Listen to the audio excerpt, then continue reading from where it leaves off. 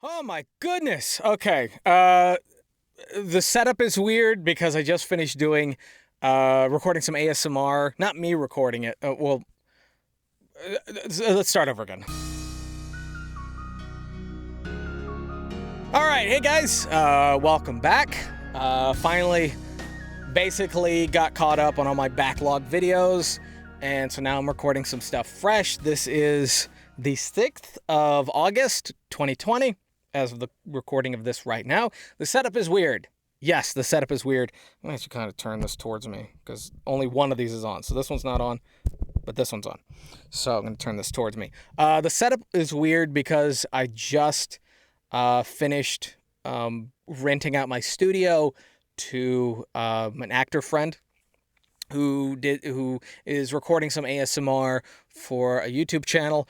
And so since I had the best studio that he knew of, he came here, and so you know, he rents it for like a pretty decent price, and he wants to work on projects together later on, so it's a good partnership. But anyway, just finished recording that, and so instead of resetting up everything else, I'm just going to record this as is, however it is set up. It's a little warm in here, but it's not as warm as it had been. I actually would have recorded these videos days ago, but my AC was out, and I think it only recently got fixed, or, I'm managing well. And so it was like 80 something in the studio because it was triple digits outside in the Texas heat. And so it was miserable. I wasn't able to do any videos, but I'm able to do videos right now. Oh my God, don't punch anything. So that's what we're doing. And just for anyone who's wondering, the microphone that I am using is the Samson... Oh my God. Well, you know what? I'll look at this one because this one's not plugged in. The Samson CO2. These are little pencil condensers. They come in a set. They come in a pair. It's like between $100 and $120, I think, for the two of them. Nice little microphones. A little too bright. There's a little too much S in there. A little too much sibilance. But they work fine. Anyway. Rambling over. What was that? What was a rambling mark? That was a 2-minute rambling mark. So, there you go. Okay.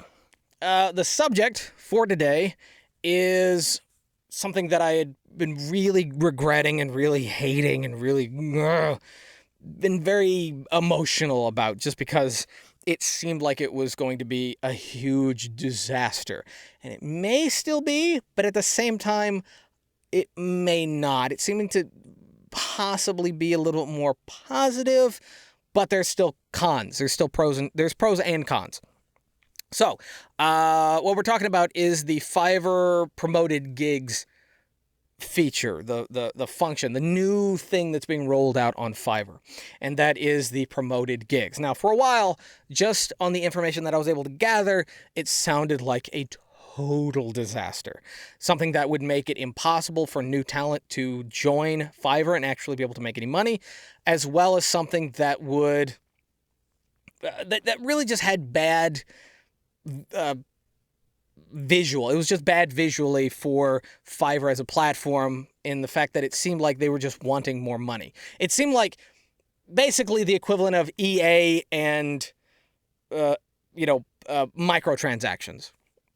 It was just another way of them making money, but not making money off you making money. Like, as of right now, Fiverr takes pretty much what an agency or a manager would take, and that's like 20% off your gig, which is reasonable. So definitely charge more, you get more.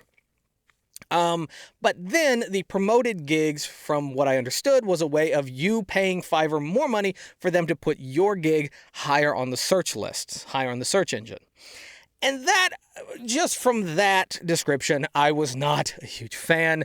I did not like the idea. It just seemed kind of icky a little bit. It didn't really seem like something that was being created with, everyone in mind. It just seemed like there was just a few people that were targeted for benefiting from this. But after getting a little bit more information and actually having a little bit of a dialogue between Fiverr, because I sent them a message, letting them know about my concerns, and they actually did respond in actually a really, really good way. I'm not going to read what they said, but I'm going to kind of summarize it a little bit. From that, and as well as what I've been able to gather, because 2 of my gigs have actually been selected, and I'll get to that in a second, for being promoted. And so I've been able to experience and kind of see what the effects of this are. I'm not sure how much of my business is actually affected by it, because I'm kind of taking it a little bit at a time, every week, kind of evaluating it. I think I've only had it for 2 weeks, maybe, I think.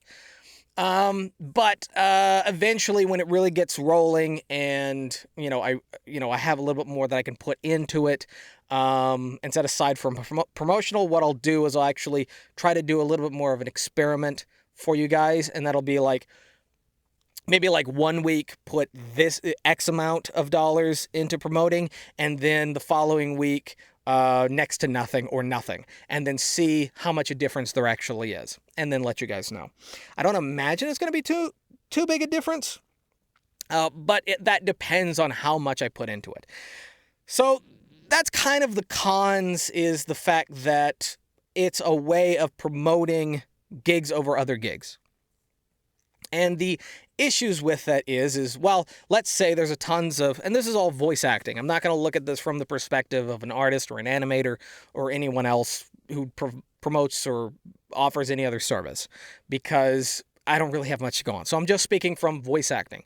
But as far as using voiceover as a platform, and as far as promoting your service, it's basically going to be the same, all around. But so the idea is, if you have a whole bunch of voice actors that all, let's say, all character voiceover, they all promote character voiceover, or let's say commercial narration. There's a lot more people that promote or do commercial narration than there are people who do character work. So there's a lot of or commercial narration, and they all have basically the same quality. They're all basically on the same level. They all get the same number of reviews, and they're basically offering the same price, and they all have promoted gigs, and they all put the same amount into those things. How does Fiverr determine who gets seen by who and when? That's my issue.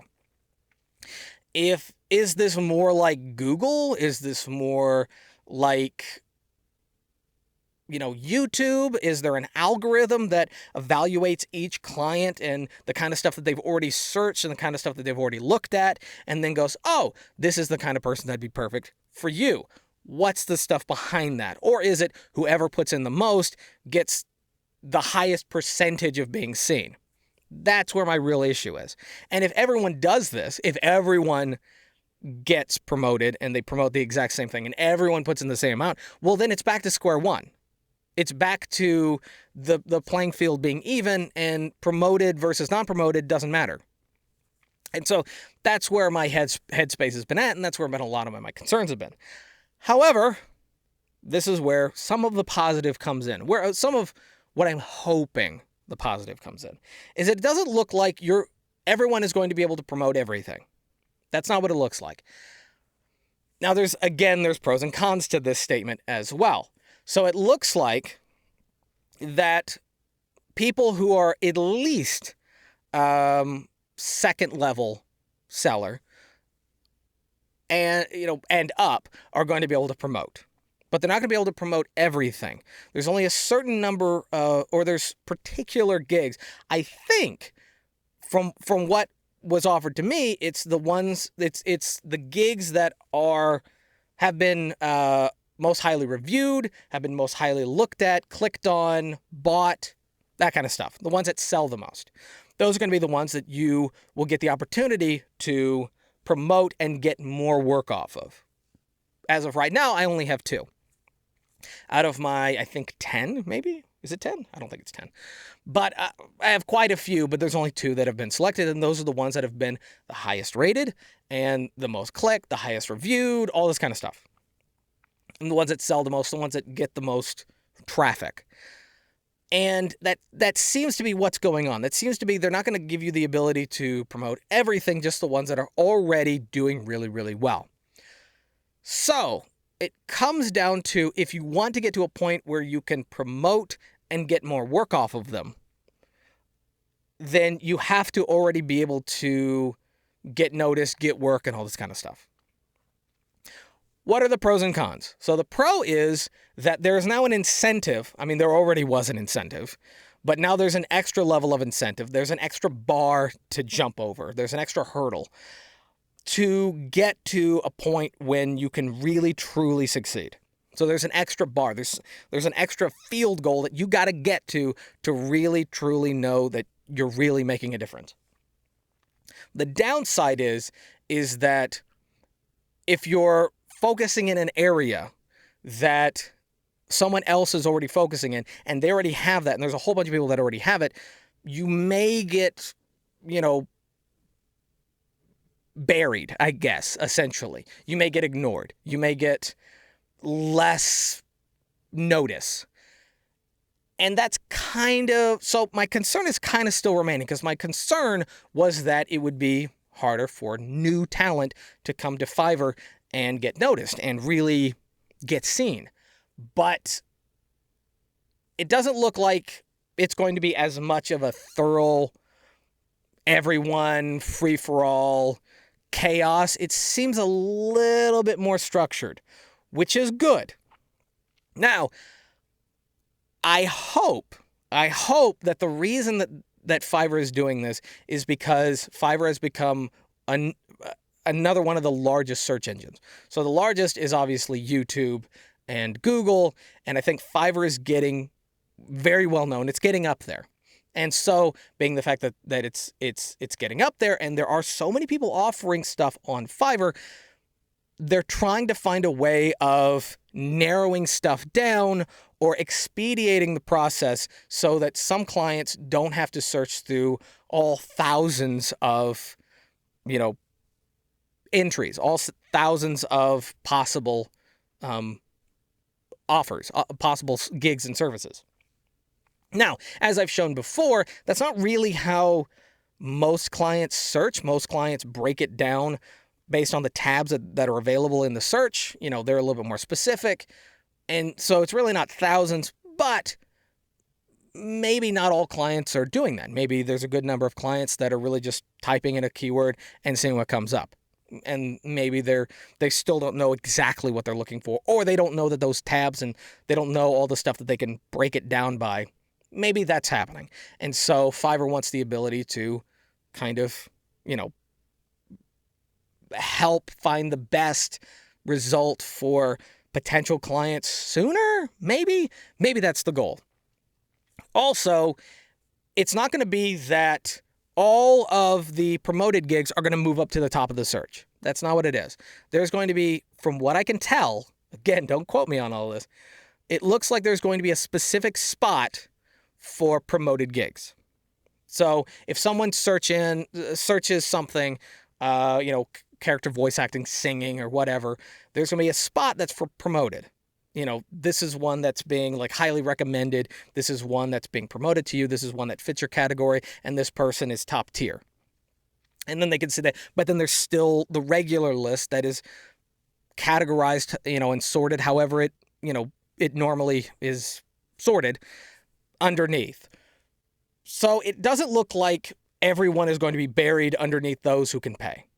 So that's what I'm gathering. I'm still getting some information, and as this comes in, I will break it down even more. I will, if some of my worries and concerns are being alleviated, I will let you know, of course. I'll try to stay in touch with the people at Fiverr, but, I think we're just going to be working this out as it comes along. I'm less concerned. I'm less concerned than I was before, which is good. I still not quite on board, but I'm not angrily against it. Let's say that. Not that I truly was angrily against it before. It's just that, anytime, I'm a good number of my videos on YouTube are dedicated to me trying to help people, get into the voiceover industry on the online market without having to go to, big cities and pay thousands for demos. And Fiverr was one of the main websites. And I was like, oh, please don't make it harder for everybody. You were doing so good. But anyway, there you go. Those are my thoughts. Let me know what you think down below. If you are one of the people who's gotten the promoted, you have gigs that are promoted or whatever, or you're working with it, or some more information, leave that down below. I would love to actually have a chat. I would love to talk about this, especially considering it's a big change for a very popular platform that a lot of us love. Well, anyway, that's going to be it. Thank you guys for watching. If you liked the video, give it a thumbs up. If you didn't, give it a thumbs down. Totally fine. Subscribe if you're new, bell for notifications, and leave down in the comment section below. If you'd like to ask me any questions, email is also in the description if you have any personal questions that you'd like to talk about, or any personal issues, or need any personal help, coaching, all that kind of stuff. So, yeah, until next time, peace.